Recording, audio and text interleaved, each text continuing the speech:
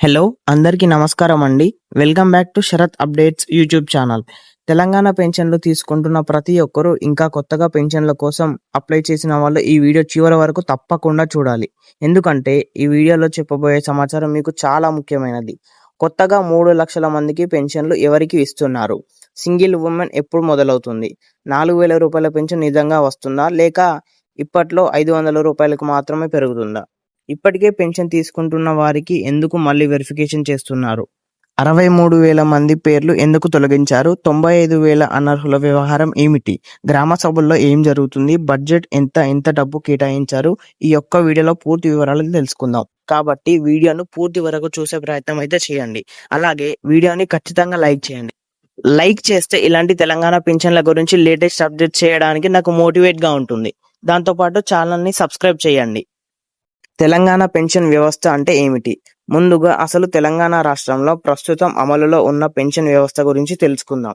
తెలంగాణ రాష్ట్రంలో చాలా సంవత్సరాలుగా ఆసరా పెన్షన్ పథకంలో అమల్లో ఉంది. దీనివల్ల వృద్ధులు, వితంతువులు, దివ్యాంగులు, చేనేత కార్మికులు, బీడీ కార్మికులు, హెచ్ఐవి బాధితులు, గీత కార్మికులు, ఇతర అర్హులైన పేద కుటుంబాలు ప్రతి నెల ప్రభుత్వం పెన్షన్ అందిస్తుంది.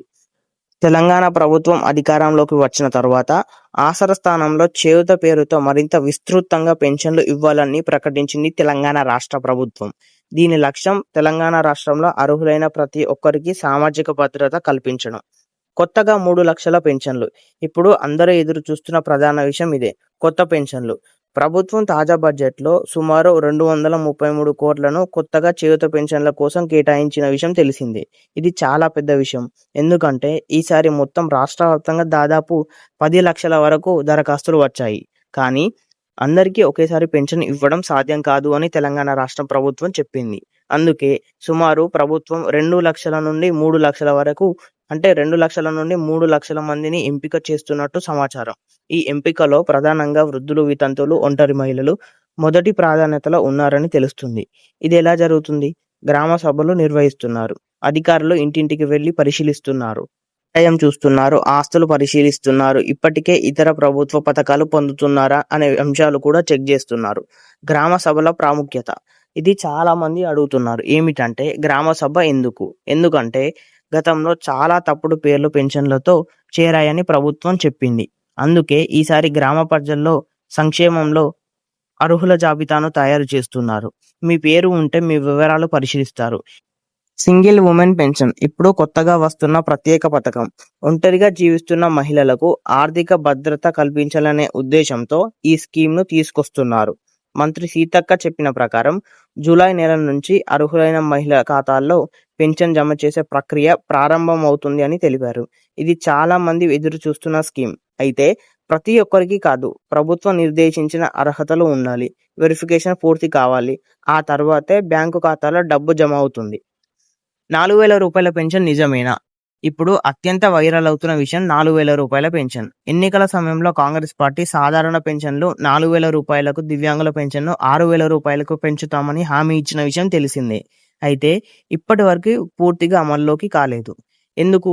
రాష్ట్ర ఆర్థిక పరిస్థితి. అందుకే మొదటి దశలో రూ. 500 పెంపు చేసే పరిశీలిస్తున్నట్టు వార్తలు వస్తున్నాయి. అయితే పూర్తి రూ. 4,000 అమలు గురించి ప్రభుత్వం అధికారిక ప్రకటన కోసం ఇంకా ఎదురు చూడాల్సి వస్తుంది. కాబట్టి అధికారిక ప్రకటన వచ్చిన తర్వాతే పూర్తి స్పష్టత వస్తుంది. ఆడిట్ ఎందుకు చేశారు?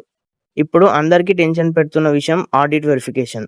ప్రభుత్వం చెప్తున్న ప్రకారం ఆడిట్లో 63,000 మంది ఇప్పటికే మరణించిన వ్యక్తుల పేర్లపై పెన్షన్లు కొనసాగుతున్నట్టు గుర్తించారు. అలాగే 95,000 మంది అర్హత లేకపోయినా పెన్షన్ తీసుకుంటున్నట్టు గుర్తించారు. వీళ్ళు ఇప్పటికీ కూడా పెన్షన్లు తీసుకుంటున్నారు. దీనివల్ల ప్రభుత్వం ఇప్పుడు పెన్షన్కు Aadhaar, life verification, field verification, bank వివరాలు అన్నీ పరిశీలిస్తుంది. నిజమైన లబ్ధిదారులు భయపడాలా? చాలా మంది అడుగుతున్నారు, మా పెన్షన్ కూడా ఆపేస్తారా? దీనికి సమాధానం, మీరు నిజంగా అర్హులైతే భయపడాల్సిన అవసరం లేదు. వెరిఫికేషన్ జరిగితే సహకరించండి, సరైన డాక్యుమెంట్లు చూపించండి, అంతే. Government employees pensioner health scheme. ఇది సాధారణ పెన్షన్ కాదు. ప్రభుత్వ ఉద్యోగులు, రిటైర్డ్ పెన్షన్ల కోసం ఎంప్లాయీస్ హెల్త్ స్కీమ్ అమలు చేస్తున్నారు.